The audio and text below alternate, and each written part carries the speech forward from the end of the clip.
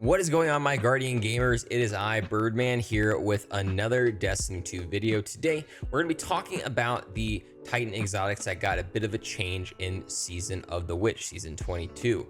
Bungie decided to take each one of them, take an ability essentially with the Titan, or I mean, this essentially for every class, but activation or kill or something like that will give you essentially a surge mod boost for the respective element of that exotic. So, but anyway, we're going to talk about them and kind of give them an overall ranking out of 10 for each of them. Just like kind of like, you know, 0 is don't use this remotely, 5 is like, it's okay, and then 10 is like, this is a must. So each one of those we'll go over and know that you can actually, you know, give a like on this video if you want. You can subscribe to the channel. You can also put a comment down below and tell me some exotics that you're interested in seeing a build set up for.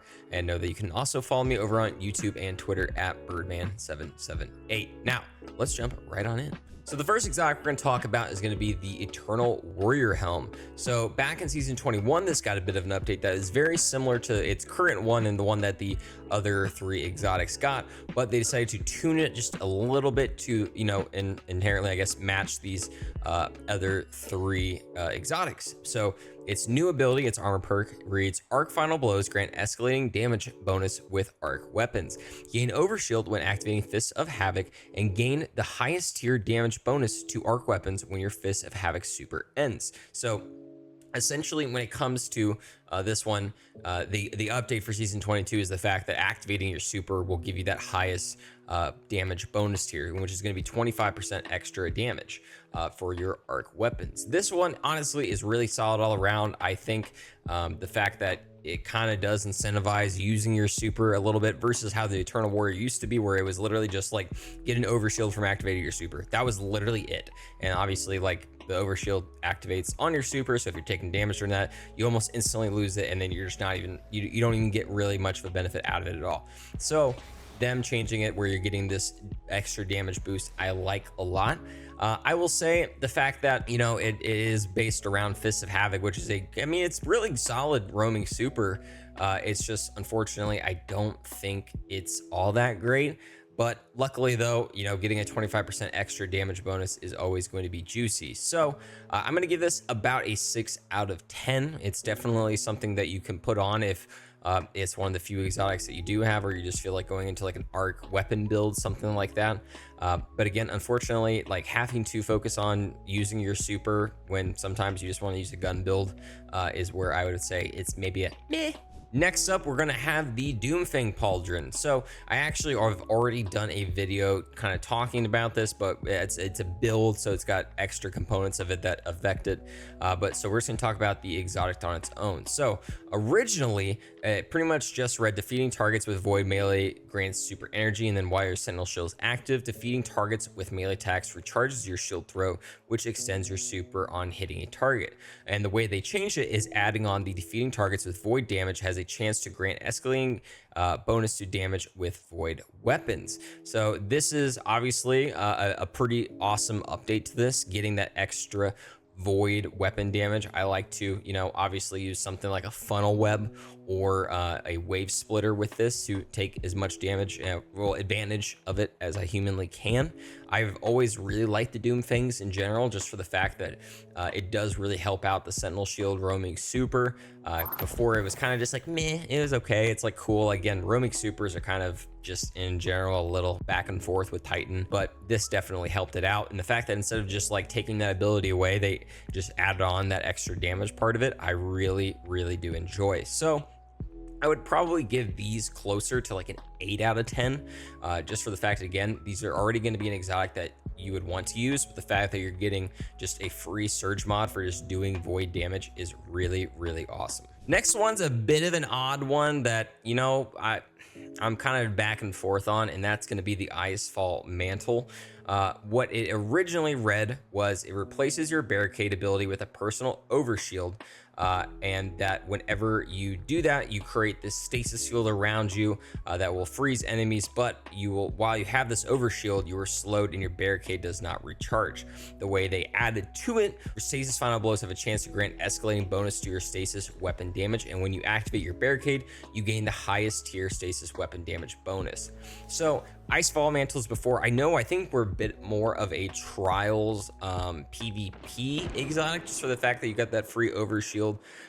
Again, I don't really do PvP, so definitely tell me down in the comments down below if I was correct on that. But for PvE, I have literally never saw a use for it, just because I'm like, okay, cool. Like, I get an overshield and I'm slow. Like, where's the benefit? And I lose out my barricade. Where's the benefit in this? Well, actually, with adding on that stasis weapon damage, it does become a little bit cooler. But unfortunately, I think it still just suffers from the fact that you are absolutely dirt slow. You are not going to be moving around a whole lot at all. And honestly, I think something that's really awesome about Destiny is the fact that the movement of the game is so fluid and fast-paced, and slowing it down is definitely not that great. But I can't really get that mad about the fact that my stasis weapons, especially things like Aegir's Scepter, it's probably like one of my favorite exotics in general, will be getting a pretty juicy 25% boost, and just activating that overshield, which is going to protect me, is going to instantly give me that ×4 version of it. So that's pretty cool. If you build into it, it's not too terrible, but I'd probably give this one like a 5.526 out of 10. Just purely, again, I don't like the slow. That's more of a me choice. If I was like totally taking that out, I'd probably put it like a 6 to a 7, just because, again, I think any love stasis can get is always going to be beneficial, because again, we have still not gotten a stasis update like a 2.0 or anything. I think Strand got a bit of essentially already a 2.0 because they're constantly getting new aspects added, and they've kind of had a little bit of time and like learned from the pains of stasis on what to do for Strand. And finally, it's the Path of the Burning Steps leg exotics. Now, I actually did a video kind of talking about this. Actually, it was a bit of an update from an older build, but what these used to be essentially is what they are now. Unfortunately, Path of the Burning Steps, whenever they added the Buildcraft 2.0 came around, unfortunately with Surge mods, you weren't able to, well, you actually could double stack them, and then they changed that, the bonus that you got from Path of the Burning Steps on top of the Surge mod. So now they're just like, okay, we're gonna make this like kind of easy for you to be able to get these bonuses. And it reads, Solar Final Blows periodically grant you an escalating bonus to weapon damage, and Solar Grenade Final Blows grant the highest bonus. You are hard to slow, freeze with stasis, and when you break out, you take no damage from doing so, creating a burst of solar energy around yourself. So this is pretty cool. It does read weapon damage. I'm actually, now that I'm saying it, I'm not really sure if that is going to affect other weapon types or anything like that. But again, solar, you're gonna have to focus into that regardless. So it's really not all that worth it, like not using it like a solar weapon. But these, honestly, I like, they're fun. If you're wanting to do just like a high damage solar weapon build, these are definitely the ones I recommend going for.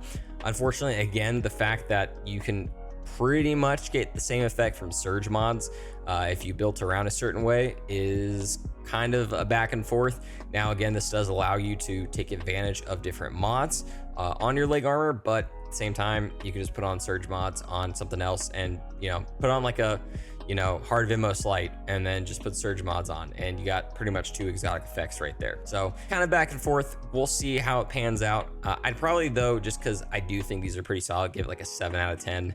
Definitely something, again, I recommend for solar weapon builds, essentially with like things like Prometheus Lens and or the Sunshot. So if you made it this far, you got the rankings for all 4 of those exotics. If I had to put it from like a 1 to 4 for Icefall Mantles, I don't really like getting slowed, but getting stasis damage is pretty freaking neat. At number 3, probably Eternal Warrior, just because, I don't really want to have to activate my super. I only have like 1 chance to get that immediate ×4 from activating my super, so that's kind of meh.